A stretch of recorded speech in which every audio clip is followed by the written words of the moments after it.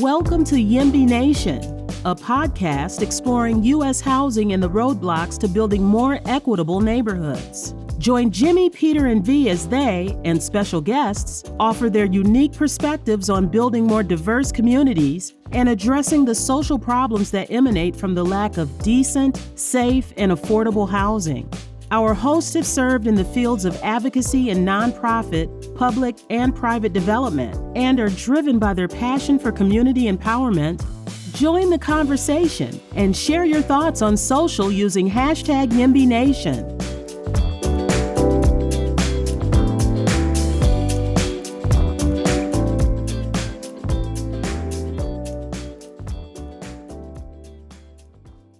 Welcome, YIMBYNation. Thank you so much for joining us for our second season and our first episode of 2024. Let's jump right into our conversation about how housing and zoning policies and efforts like NIMBYism affect affordability in our communities, equality in education, and eventually economic mobility. Today's guest is Yonah Freemark. Yonah is a senior research associate in the Metropolitan Housing and Community Policy Center at the Urban Institute. He is the research director of the Land Use Lab at Urban. His research focuses on intersection of land, affordable housing, transportation, and governance. In addition, Yonah has worked for Chicago Metropolitan Planning Council. He has written for the New York Times, Next City, and City Lab, among other publications. Yonah has also published peer-reviewed scholarship in numerous journals, including the Urban Affairs Reviews, Politics and Society, Housing Policy Debates, and the Journal of American Planning Association. He holds master's degree in city planning and transportation, as well as a PhD in urban studies from the Massachusetts Institute of Technology. He lives along the U Street corridor in Washington, D.C., and is an appointed member of the ANC 2B Land Committee. Welcome, Jonah. Peter, Jimmy, and myself are happy to have you kick off things. I'm going to start off. Again, welcome. Your dedication to the subject matter is really inspiring. Can you just tell us a little bit about what triggered your interest in this field of endeavor? Yeah. So first of all, thank you so much for having me on the show. I'm excited to talk about this issue with your audience and you all. I've been interested in the way people live and their sort of built environments as long as I can remember. It's just been something I've always been excited about understanding. When I was a kid, I was perhaps more interested in architecture. And as I grew older, I became really interested in understanding how all those buildings were sort of organized around one another. And so over the course of my career, I've tried to really target the aspects of the built environment that are most interesting to me, mostly related to housing and transportation, and see how they connect. And from that perspective, issues like land use regulation are really important. And they're especially important if you care about, trying to advance a more equitable and environmentally sustainable society.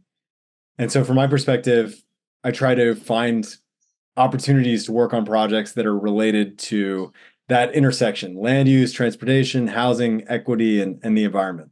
So there was no one moment in your life when you woke up and said, this is what I gotta do. For me, I got interested in housing in graduate school. I had this teacher who was so inspiring. I was like, I want to do this. No, I swear, I literally, when I was a kid, I was like excited about buildings. I remember I used to force my parents to buy me like photo books of architecture. And I can never remember a time when I did not get excited by this. So I don't know. I've been very consistent, perhaps to a boring degree, with my interest. Out of curiosity, where did you grow up? So I grew up in Durham, North Carolina, Sure. which is where Duke is. It's a interesting city for a number of reasons. Durham is now rapidly growing and is quite popular amongst a lot of people because it has a strong education and research sector, especially in like biotech. But when I was growing up, Durham was a lot less well off. It was a lot poorer. It had a lot of challenges, frankly. And one of the things that I did learn about when I was in high school is that there was in the 1960s the decision to build a highway called the Durham Freeway or NC 147 that goes straight through the center of Durham, through downtown Durham. And when I was in high school for my senior project, we had to do these senior essays. And I wanted to learn about the history of that project and why it had been built. And so I spent a lot of time in the public library, and there was a local records section. And what I learned, was that the decision had been made essentially to bulldoze the Black community with that freeway. And so Durham, back in the early 1900s, had what was called the Black Wall Street. And that was because there were a lot of businesses that were owned by African Americans at the time that were doing quite well, quite successful. There was there continues to be North Carolina Central University, which is a HBCU right near downtown Durham. And so the Black community in Durham was quite vibrant. And planners at the time made the decision to essentially bulldoze a huge share of the Black community and force people to leave their communities. It resulted in loss of wealth in the Black community, displacement, basically entrenchment of people in poverty. And that was really a racist outcome that was bad for the city's future. And it was visible for me when I was a high school student to see how our community was segregated on racial lines and on class lines. And a lot of that was related to planning. It was a lot to do with transportation planning and decisions made by policymakers. So, Durham is a really interesting place, and I was happy to grow up there to learn about all these things that help inform the way I think about my career now. And I'm going to assume that you saw how that impacted lives, and that probably triggered your course of career into what you're doing now. Oh, yeah. I think it's hard not to think of a day when I'm not thinking about,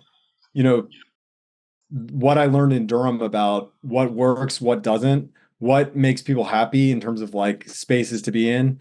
When I was growing up in Durham, the downtown was pretty vacant. It used to be filled with tobacco warehouses and tobacco factories. And because of changes in the economy and because people don't smoke as much, those factories closed. And I think about that a lot because I spent a lot of high school actually sort of like going into those buildings, even though they were closed, just to see them because architecturally they're pretty interesting. But it just shows that communities can really change. You can have public policies that destroy communities that were vibrant. You can have public policies that also result in success. So now, I go back to Durham. I don't live there today, but I go back to Durham and I see actually quite a vibrant downtown that's pretty integrated with people from lots of different backgrounds, Black, white, Hispanic more than it used to be. And a lot of that has to do with public policy that's been made more recently. Decisions to encourage the growth in the biotech sector, decisions to encourage affordable housing in areas downtown. And so I'm inspired now by some of the successes that Durham has made, even though I was inspired in the past by some of the failures that I saw when I was in high school. Interesting. You've written several books, and in your line of work right now, I think our listeners will be interested in what you're doing right now and why it's so important around this topic, because that's what made us interested in talking to you. Because whether you are doing this on a daily basis as a job or you're speaking, you always had that one focus. So please tell us a bit about what you're doing now and as it relates to some of what you've seen, whether it was intentional or unintentional, and how that impacts your life every day as you work. Yeah, so at the Urban Institute, we're a large nonprofit research organization, and there are 700 people who work at Urban who do research all across many different fields. And the little area that I'm focused on has about 10 people who work on areas related to land use, affordable housing, and transportation, the intersection between them. So some of the projects that we're working on today, I think, are really interesting from the perspective of understanding how we can use public policy to get a better future. So I'll talk about two of our projects. One of them is understanding the way that the federal government distributes money for infrastructure projects. So, the US federal government spends billions of dollars every year funding projects that are for transportation, for energy, water, etc. And a lot of this was made possible thanks to the 2021 infrastructure law. And that law was a massive expansion in the amount of money that the US government was spending on those items.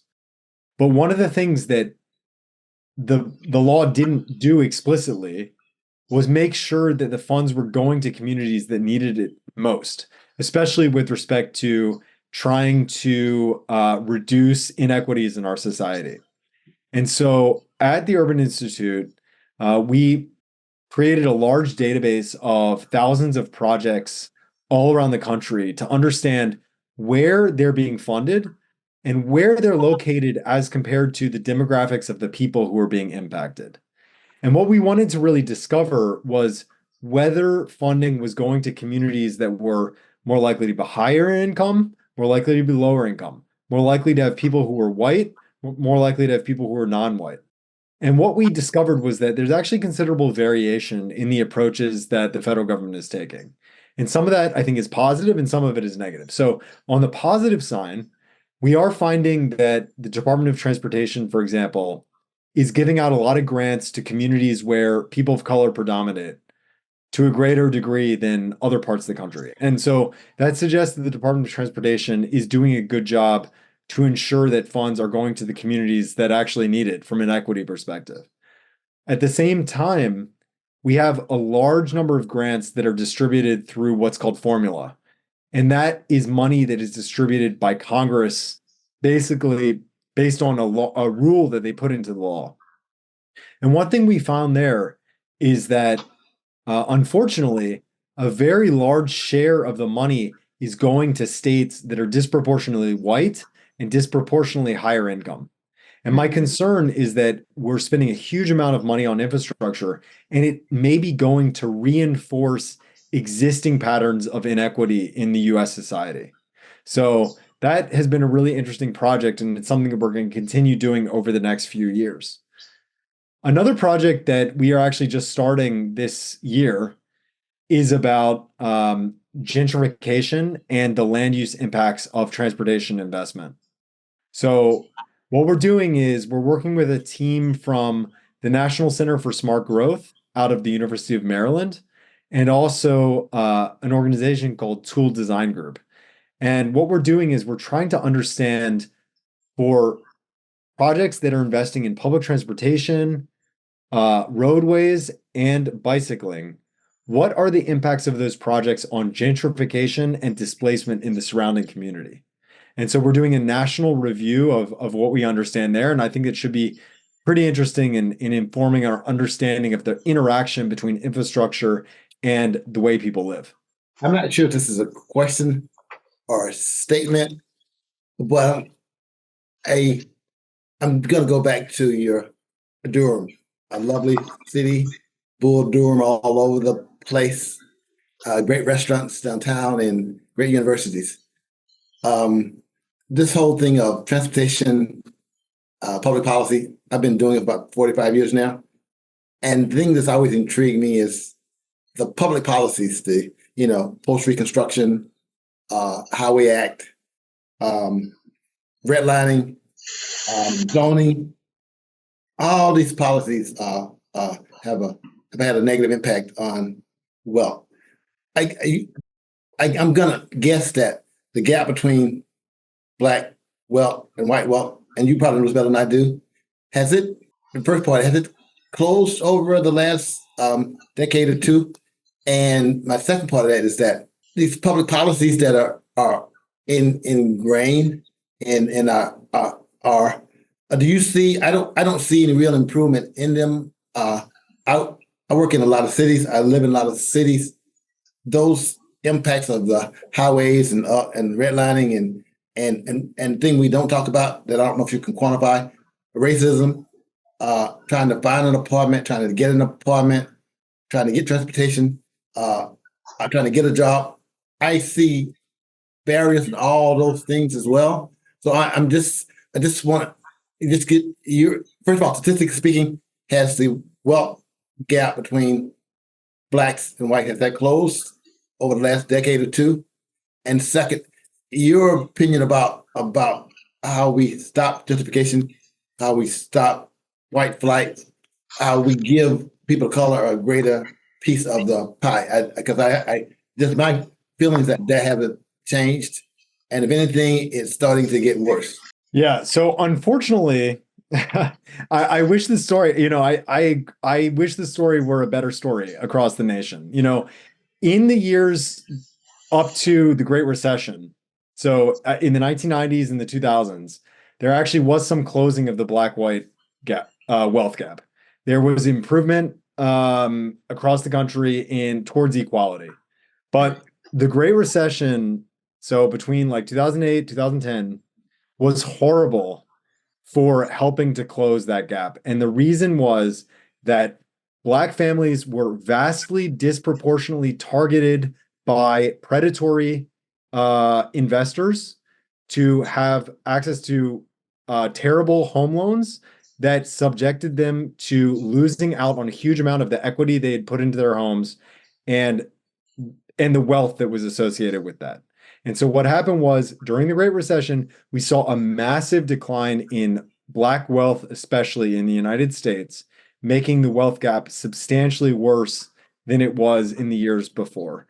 And we've seen some very minor improvement in the years since, but we are not at all back to the conditions we were just 20 years ago in terms of the Black-white wealth gap, because most of that wealth actually is in the form of home ownership. For most Americans, wealth is concentrated in home ownership. And when we essentially allowed, going into the Great Recession, there to be this use of predatory loans explicitly on people of color throughout the country, we allowed the wealth gap to be reinforced over time. And that is really just a depressing reality to face throughout our country. And we did a project a few years ago looking at the Twin Cities metropolitan area in Minnesota. And one thing that's interesting about Minnesota is that overall, it's one of the most equal places in America, okay? Because they actually have, there's more equality between households in Minnesota than almost anywhere else in the United States. But that is not true when you divide people up by race. And in fact, when you look at it by race, the Twin Cities suffers one of the biggest gaps in home ownership between Black and white Americans of almost any metropolitan area in the entire country. The gap is enormous. It's like 30 percentage points difference in home ownership levels between Black families in that region and white families in that region. And there are a number of reasons for that. One is systemic zoning that has produced racism in where people are able to live. Another is a legacy of racism in access to affordable loans. That was also the case in Minnesota, despite the sort of good guy appearances. And another is that there's been a high level of immigration from Africa to the Twin Cities region, which has made it, folks are trying to move into the space, and there's been racism against recent immigrants from places like Somalia. So when you have those situations combined and you see that outcome in places like Twin Cities, it raises a lot of questions about whether we're doing enough as a society to really try to create more equality between people of different races. And so from that perspective, I think there's been some interesting movement in places like Evanston, Illinois, and Alexandria, Virginia, where there is open discussion about saying that if you were a Black family that experienced racism, especially before the Fair Housing Act was passed in 1968, then you deserve some reparations in some way. And I think there's some strong arguments to be made for the fact the United States is still built on fundamentally unequal grounds due to racism, and that racism needs to be addressed in some fundamental ways. And so I think thinking about that in terms of reparations is a key idea we need to be talking about openly for the future. And I think, it's difficult for a lot of folks to talk about because it's radical to say, we need to like bring up a huge share of our society, but at the same time, the American society was built on slavery, and if we're not aware of that fact, then I think we're missing out. And we've continued to perpetuate the inequality between people based on race through issues like land use policy. We have zoning policies that have been designed to exclude, land use policies that have been designed to preserve the wealth of white homeowners instead of others in the society. And so, we need to find ways to address that. It's funny that Jimmy mentioned that because I have a couple comments. I was always curious because when we talk about the systematic zoning and all of the challenges that we talked about, whether it's immigration from Africa or racism and access to legacy and affordable loans, I also often wonder, we often use the word Black versus white. But where do, let's say, the minorities fit in? Hispanic, Native Americans, where do they fit into this picture as you're discussing? Yeah, that's a really good point, especially given the fact that, Black people are no longer the biggest minority group in the United States today. There are more people of Latino background than of Black background in the United States, which is interesting because you're right that like for much of US history, it's been sort of like a Black-white dichotomy. And so how do we start to think about a society that has a lot of people who are Latino, a lot of Asian people in a lot of parts of the country, and unfortunately, not very many Native Americans for other terrible reasons. So, but I think we need to be cognizant of the different ways that people of different backgrounds can be treated in different parts of the country. I think there is some assumptions, for example, about Asian families that they're just, uniformly doing well in the United States, when in fact there are high rates of poverty among many people of Asian descent. Of course, the Hispanic population is extremely important and growing in the United States, but also faces systemic racism and ability to access outcomes. And I'll give you an example of that. We recently did a study of planning bodies across local governments in the United States. So these are the sort of public decision-making bodies that decide how the future of their city's built environment should be. So people who like decide the zoning policy, decide whether or not to allow a new building to be built, et cetera.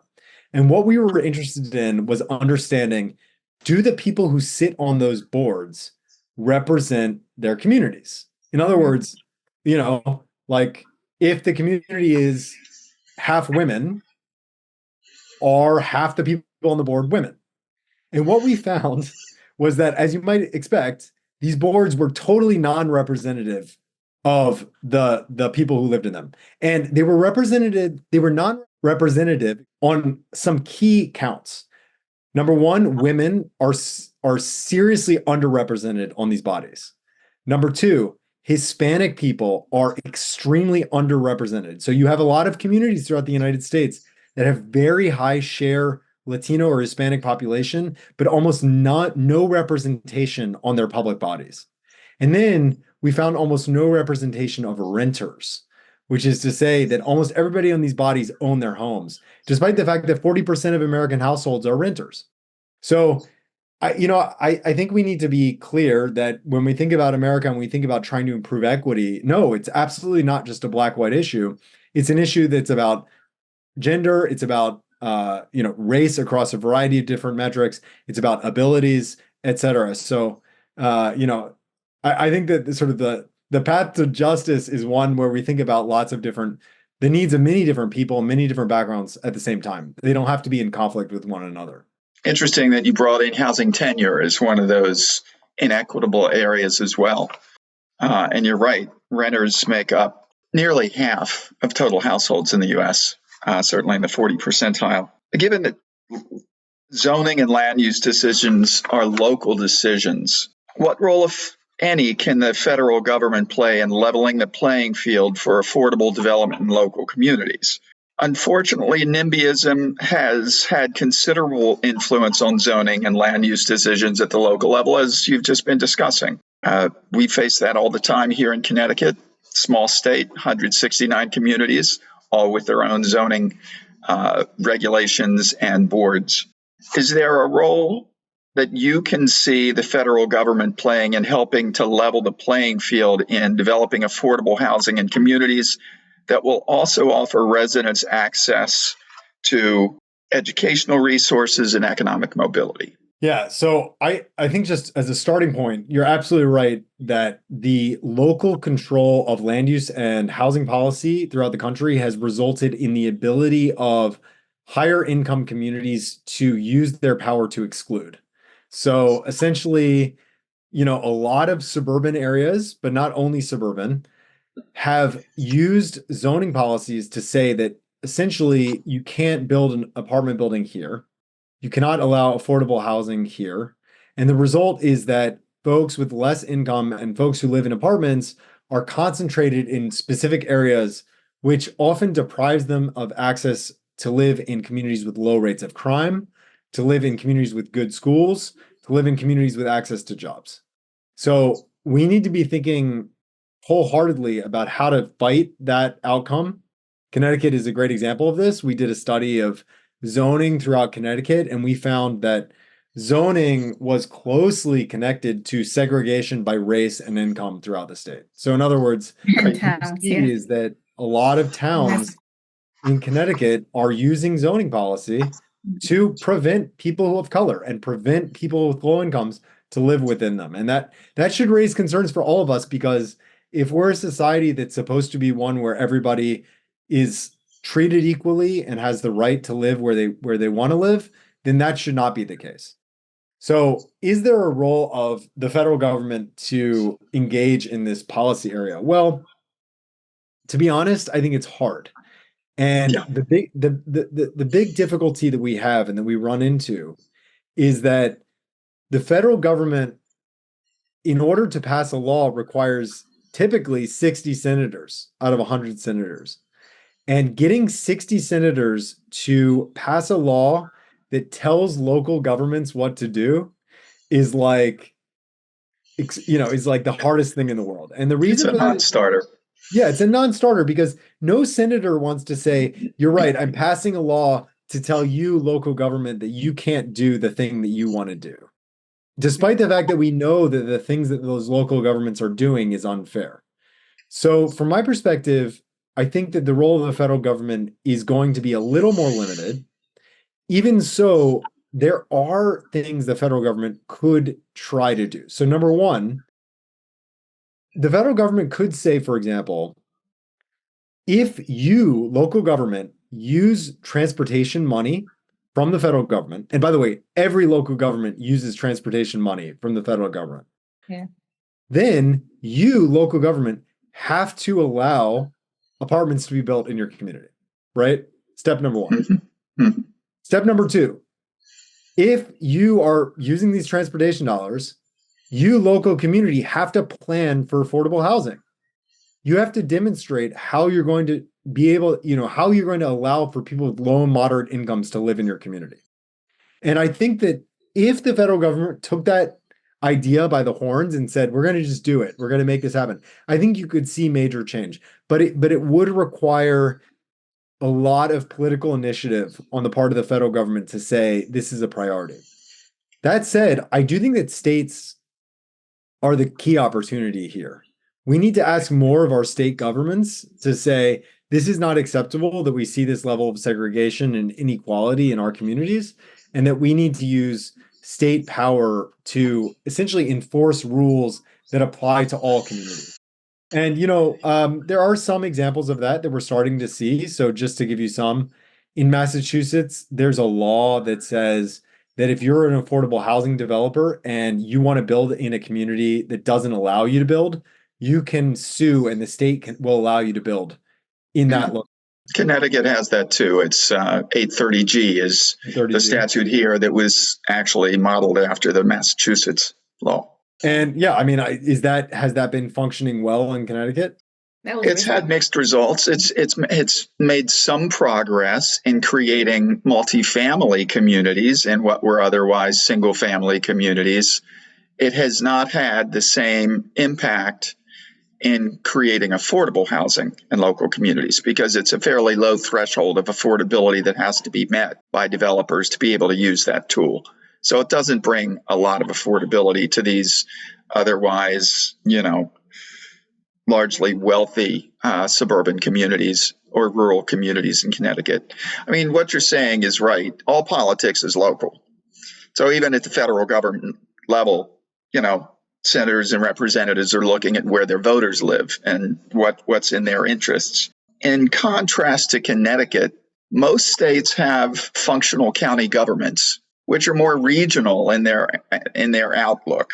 And I'm curious, just as an aside, how much difference do you see that making on a policy level in terms of impacting these issues? That's interesting. I don't know if I have a clear answer to that question, to be honest, because typically what you see is county governments that give up their land use power to incorporated municipalities. So for example, in Connecticut, if New Haven County had any power, it would essentially give up its power over land use to the city of New Haven, right? Or to the city of North Haven. And it would say, you cities should do this. And they get control over the outcomes. But what I have not seen is counties say all the cities within this county need to do some policy regarding land use or housing. What I think has been more successful has been the example of the Metropolitan Council in the Twin Cities. So despite all the issues I just raised, what I have seen in the Minneapolis region is that there's this regional government of sorts called the Metropolitan Council that requires a certain level of zoning for affordable housing throughout the communities in that region. And that goes across several different counties. So that's an interesting example other places could look to. It's interesting. I was talking to Jimmy a while ago about the zoning, the policies, the effort to come up with these zoning regulations, whether intentional or unintentional. But if you think about resources, one of the ways to fix it, we could look at it as saying, well, let's bring more resources to, let's say, New Haven County, or rather, let's see how we can get into a Greenwich in that regards. But if you look at it, right, those folks from New Haven County want to stay in New Haven County and need resources to better it. But the school system may not be the greatest here. But I can get into Greenwich schools because I can afford it. Like I don't have the resources to get there.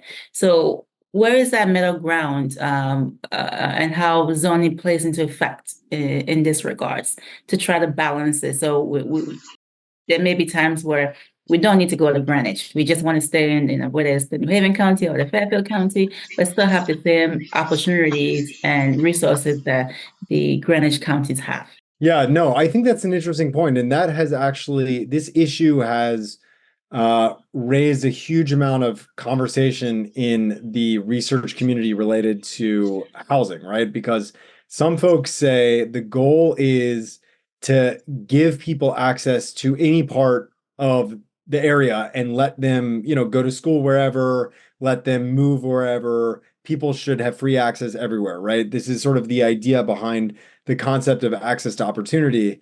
It's that people should be able to live where they want to live. There's the alternative, sometimes contradictory view, which says we need to invest in communities and we shouldn't allow communities that are low income to have bad schools. That should not be a feature of American life. And I think that we need to find, I agree with you that there needs to be some sort of middle ground between those two. We need to both allow people access to areas that may have better access to opportunity, may have better employment, et cetera, but at the same time ensure that quality of life everywhere in the country is up to a certain standard, that people are getting access to the services and amenities that they deserve just by being a resident of the United States.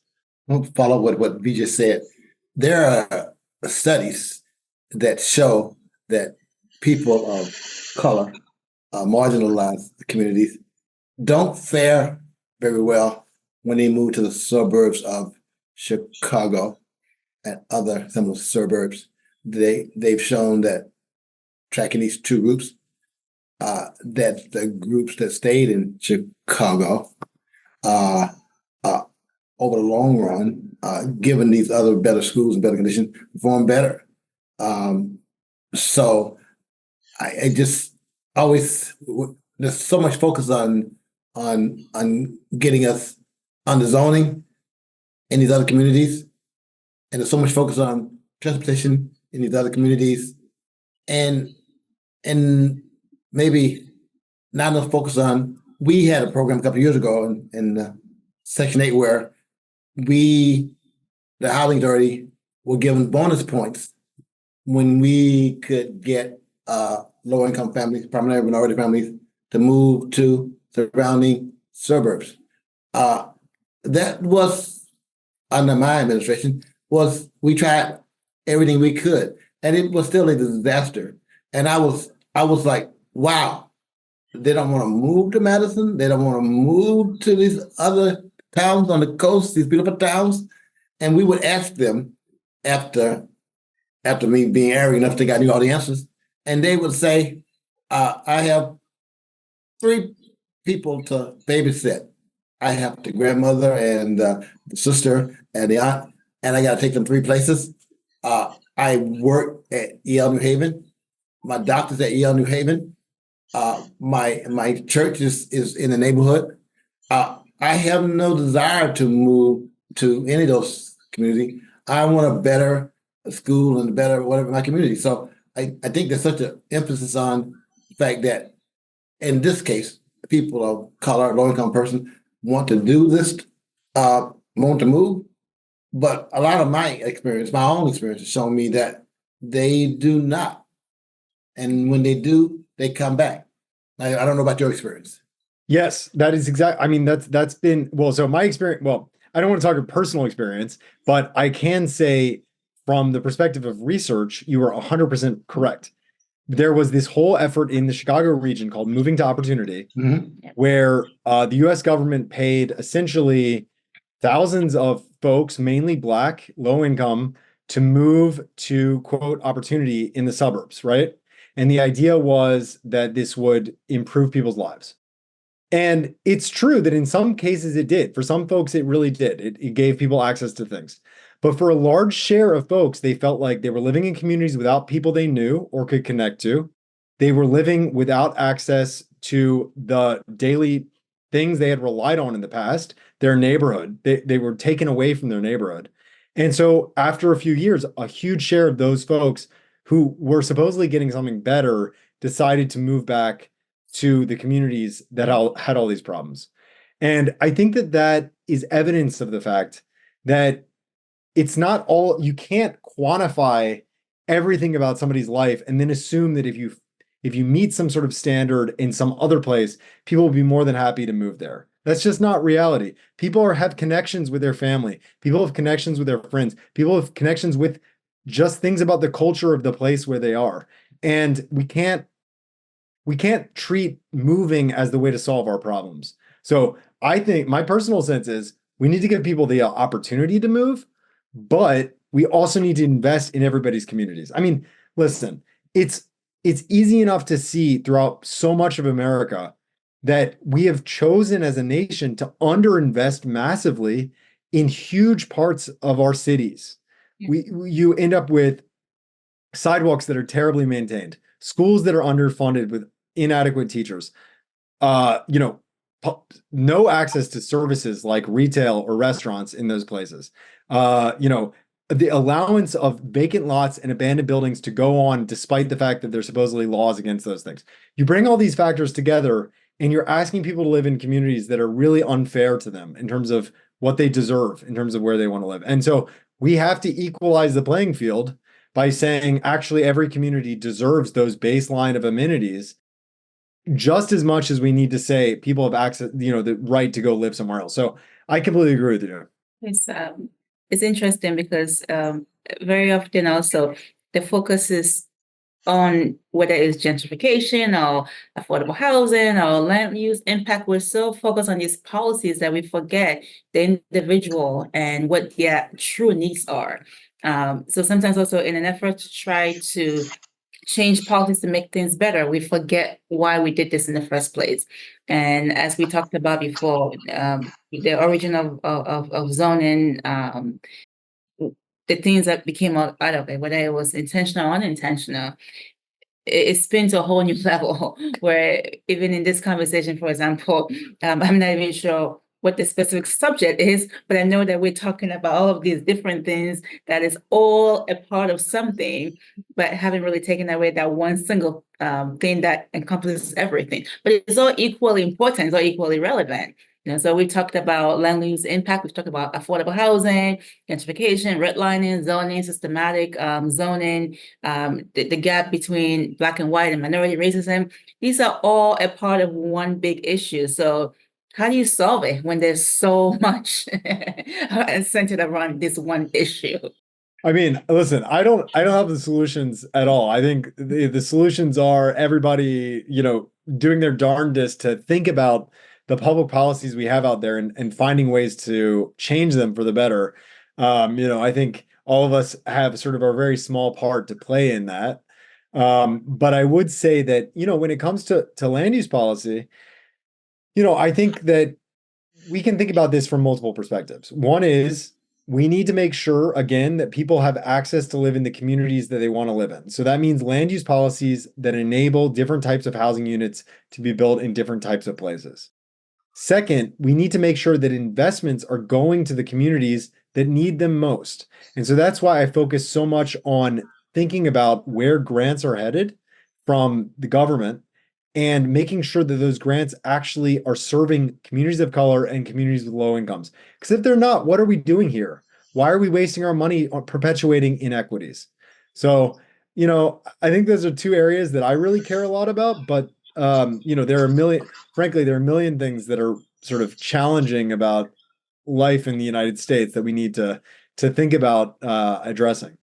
Yeah, I want to say too that even though this feels so overwhelming and so challenged, and we all amongst the four of us work in these environments pretty much from day to day, and we're very aware of the challenges of trying to create change.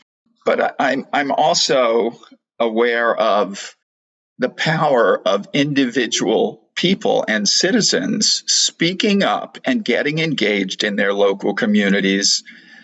I'm involved in a housing development and an affordable housing development effort in a town here in Connecticut. And the fact that when we were going through the zoning process late last year, there were a handful of well-informed local citizens who came out to those hearings and spoke up as to why this was so critical to them in their community. And they actually made a difference in swaying some members on that zoning board such that this project squeaked by with approvals through a split vote. And those people coming forward and bravely speaking their mind, truth to power made a difference. And I think sometimes we forget the power of individual actions. I completely agree with you. We had a panel at the Urban Institute yesterday where we had folks from Alexandria and Charlottesville in Virginia. We're based in DC, so those are pretty close to us. Yeah. And one thing I really found remarkable was hearing the stories about how those communities were able to pass changes to their land use law. And it was all about citizen initiative, people who live there saying, we need to change this, coming together and fighting for that change. It's not There's no single person who can do this. It's like a collective experience. So as we wrap up this conversation, what do you hope our listeners would take away from our discussion today, and what actionable items would you like to encourage them to consider? Based on this conversation, there are a few things that come to mind. One is, think about public policy's effects. Every time we think about a public policy that's out there, anything, what are the effects on people of color? What are the effects on people with low incomes?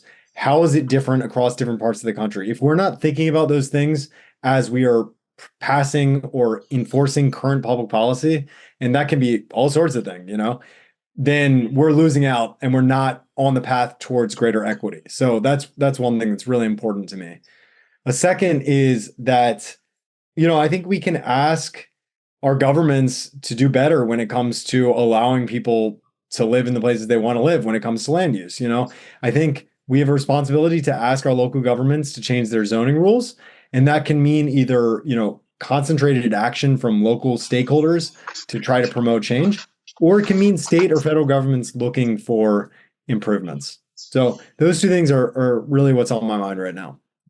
And I know there was a moment ago where I talked about this being so overwhelming because there's so much to discuss and to change. I would say that I am also all for the land use policies, because that allows individuals to make up their mind and also get the support with the policies. And I think my number two would be the investment in the communities. So I think if I had to focus on any one of these two for personally, I would say I will broaden my experience and research in land use policy and also investment in community.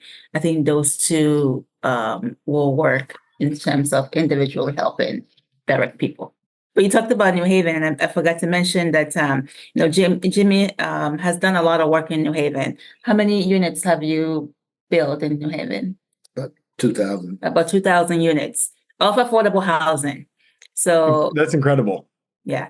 So I think you can imagine that this conversation does hold dear to him, and he does understand, because you have passed the Hamden Gate. You should tell Yonah about the Hamden Gate.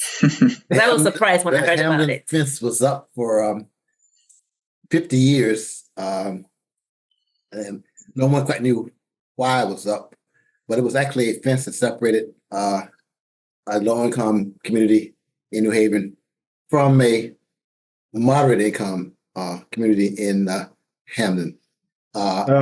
So residents that lived in these 5 public housing developments had to literally go all the way downtown to the Green and then take a bus back to the big oh my God. In Hamden to go shopping. That could take more than an hour. So we had engaged in conversation with Hamden and had asked them to take the fence down over a couple of years. And then finally we engaged HUD and we tried to negotiate with Hamden, and they kept putting up obstacles. So we engaged HUD. We did threaten a lawsuit, but one day we had an epiphany and we decided to look at the survey. And we found out after 50 years that the fence was in New Haven. So we got the mayor to call the mayor of Hamden and said, Tuesday morning at 10 o'clock, we're going to be there with the bulldozers and we're taking the fence down.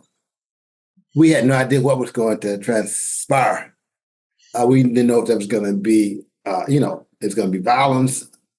People were going to be lying down in front of the bulldozer. We didn't know what to do. We just knew at this time, we all knew that this was the right thing to do, because we had taken the calling this fence the Berlin Wall.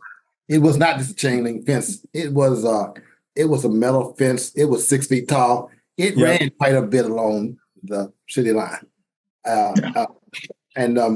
so we showed up with the bulldozers and we bulldozed the fence one morning. Beautiful day outside. And the Hamden folks were on the other side, not many of them. And we bulldozed this fence down after 50 years. Wow. Now, I was in Florida for 2 years, and I came back to New Haven. I drove over to the Hamden community and not New Haven community. And it was, first of all, the Peter was also part of this whole redevelopment company he used to work for, and assisted. Peter was a big part of this redevelopment. There are 500 units there in this community called West Rock. It is a beautiful community next to a park, next to Southern Connecticut University. There are now 3 roads that traverse into Hamden, and one can now go to the big boxes. I drove down these roads into Hamden. One can get to the big boxes in about 10 minutes, and one would never know that the history existed. Right. The crime rate in this low income community it's gone down tremendously. It's one of the safest. That community is one of the safest communities in the city of New Haven, and it is truly, as Peter can tell you, it is truly a transformation. People had a right to come back. We made sure they had a right to come back, and it's been up since 2009. Now we're going into the 15th year. Yep. Still a stable community, and it's but that's the story of we got the community to react on our side of the fence. We engaged the other side of the fence. We got HUD involved, and we got the mayor involved, and the fence came down. And I think of all things I've ever done in my 5 years in this industry, that is the thing that I'm most proud of. That one thing. Yeah, and there was a planning process that also contributed to that. You know, when the developer, Michael's development company in this case, was working with the housing authority and put together a master plan for all of these various phases of this major redevelopment of these 2 former public housing communities, we planned roads that connected up with the street on the other side of the fence in Hamden. Mm-hmm. Now, the roads couldn't get built through until there was a political resolution to removing that fence. But it was part of a broader vision that all of us went through in terms of what do we see as the future of this community. And it only makes sense to connect it to the goods and services that people need in that community, and not to take an hour to, take a bus downtown and back out. It was craziness. It's an incredible story, actually. And what I take from that is if you see something, do something. And in this particular case, it was evident, and a group of people got together and they did something about it. So that was great. Yeah. I love that story every time I hear it. This has been very exciting and stimulating. Well, I think I can speak on behalf of Jimmy and Peter because of the work that we all do. We do appreciate the work that you do, because that makes a significant direct impact on changing the world. That's actually changing communities, one policy at a time. So thank you for all you do. Thanks. Been great having you, Yonah. Thanks for having me. Thank you so much. And on that note, the podcast has come to an end. Thanks for joining us and listening to today's episode of YIMBYNation. Continue the conversation in your communities and on social using #YIMBYNation. Connect with V at www.vaseconstruction.com. Connect with Jimmy at www.sincereconsulting.com. And connect with Peter by searching Collaborative Development Consulting on LinkedIn.com. Please leave us a rating and review on your favorite podcast platform so we can continue helping communities thrive. Email us at contact@YIMBYNation.com or visit the podcast website at www.YIMBYNation.com. Until next time.